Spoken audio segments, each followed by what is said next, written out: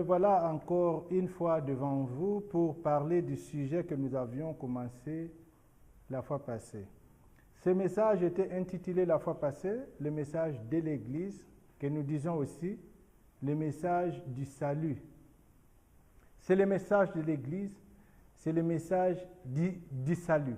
Donc nous appelons ça aujourd'hui le message du salut parce que c'est le message que notre Seigneur Jésus-Christ nous avait donné pour que l'Église soit vraiment édifiée dans les normes normales de la sanctification, de la puissance de la résurrection. Alors, dans ce message, nous avions lu quelque chose que notre Seigneur Jésus-Christ lui-même nous a donné selon les Écritures de sa propre bouche, sa propre parole, qui est les paroles du salut. Qu'est-ce que le message dit? Ce message est dans Matthieu 23, 23. Nous lisons « Malheur à vous, scribes et pharisiens hypocrites, parce que vous payez la dîme de la menthe, de la nette et du cumin, et que vous laissez ce qui est plus important dans la loi, la justice, la miséricorde et la fidélité. C'est ce qu'il fallait pratiquer sans négliger les autres. » Voyez? Donc le Seigneur Jésus-Christ nous fait voir quelque chose de très important, qu'il y a des choses qui sont plus importantes dans tout ce que nous faisons, il y a des choses qui sont plus importantes. Il dit que nous devons pratiquer des choses qui sont beaucoup plus importantes sans négliger les autres. Ils doivent marcher ensemble. Les choses plus importantes et les autres qui les accompagnent. C'est ainsi qu'il dit ici, vous payez la dîme de la menthe, de la nette et du cumin, et vous laissez ce qui est plus important. Alors que c'est cela que nous devrions pratiquer, ou que les pharisiens à cette époque et les sadducéens devaient pratiquer sans négliger les autres.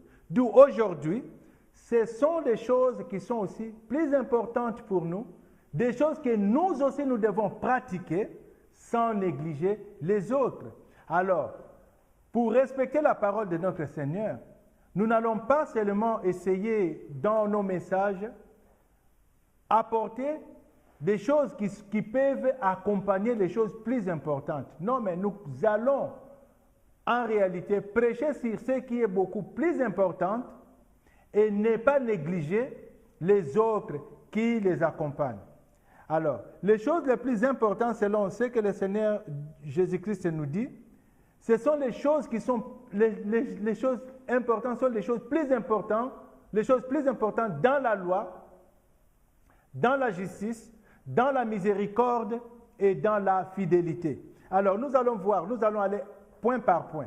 Il y a des choses plus importantes dans la loi, il y a des choses plus importantes dans la miséricorde, il y a des choses plus importantes dans la fidélité, il y a des choses plus importantes dans la fidélité. Donc, nous essayons de voir point par point et essayer d'énumérer qu'est-ce que nous devons considérer comme étant plus important. Parce que vous savez, les choses qui sont plus importantes, ce sont des choses qui sont grandes et ce sont des choses qui sont les plus à considérer.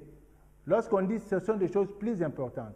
Donc, d'abord, ce qui est plus important et ce qui les accompagne. Pourquoi tout ça? Parce que vous savez, en tant qu'humains, quand nous construisons nos maisons, nous savons qu'il y a des choses qui sont plus importantes et les autres qui les accompagnent. Les choses plus importantes, c'est quoi? C'est par exemple le fondement. Il y a dans la fondation de la maison des choses qui sont là bien bâties et enfin, au-dessus, il y a des choses qui les accompagnent. Par exemple, les murs. Les murs sont bien bâtis lorsque les fondations sont fortes. Lorsqu'il y a de fortes fondations, alors les murs et les autres ne font qu'accompagner. Vous savez que dans la maison, il y a des murs qu'on peut déplacer, il y a des murs qu'on peut écrouler et refaire, mais la fondation de la maison doit rester ferme. Voyez? Ce qui tient dans la base, dans le fondement, doit rester solide pour que les autres qui les accompagnent ne puissent pas être balancés. Alors, les choses plus importantes dans la loi.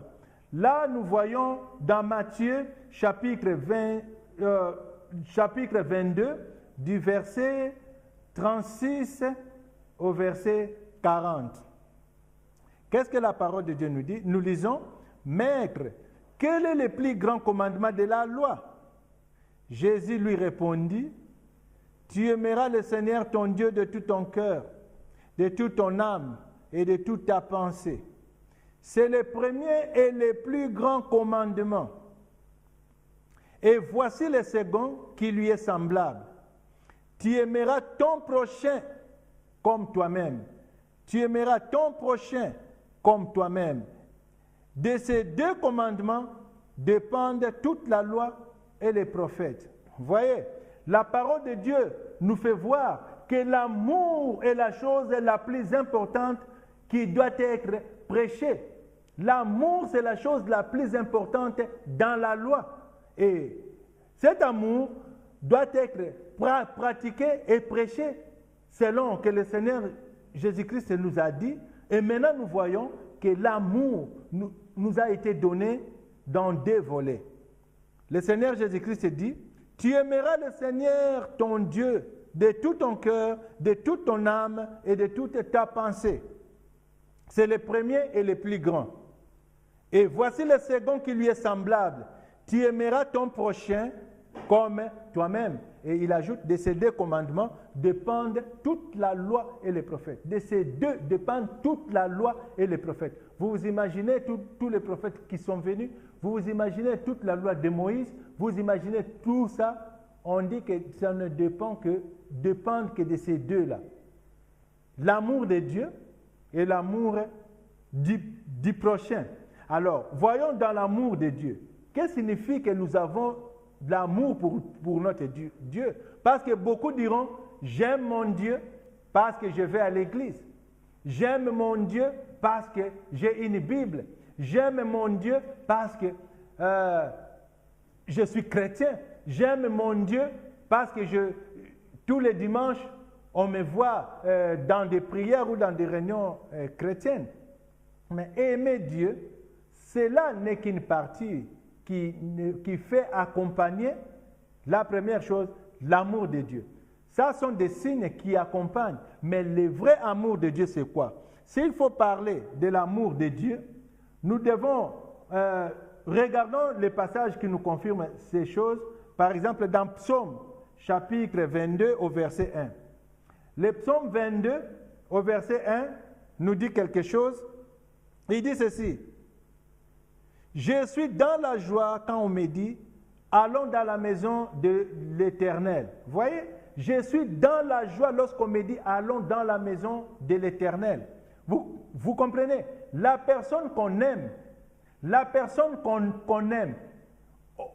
on aime aussi être à côté de cette personne. La personne qu'on aime, on aime sa présence. La personne qu'on aime, on ne peut pas le fuir. La personne qu'on aime, on aime sa place. Comprenez vos amis, les amis que vous aimez beaucoup, vos parents, les familles, celles-là qui sont plus importantes dans votre vie. Vous trouverez que ce sont des gens que vous êtes trop rapprochés d'eux. Vous êtes trop rapprochés d'eux. Vous êtes toujours là où ces gens sont. Voyez, c'est pourquoi on dit, je suis dans la joie lorsqu'on me dit, allons à la maison de l'Éternel. Voyez, beaucoup de gens, quand il s'agit d'aller à l'église, ils n'aiment pas venir à l'heure pour commencer le culte ensemble avec tout le monde. Ils veulent être là en retard. Il y a des gens, lorsqu'ils entendent « allons à l'église », ils sont fatigués. Ils sont fatigués, ils ne veulent plus aller. Ils sont fatigués. Vous voyez, il y a des gens, lorsqu'ils entendent qu'il y a prière, c'est ça le moment de leur sommeil. Il y a des gens qui, lorsqu'on dit « allons à l'intercession », là, ils ont beaucoup d'autres excuses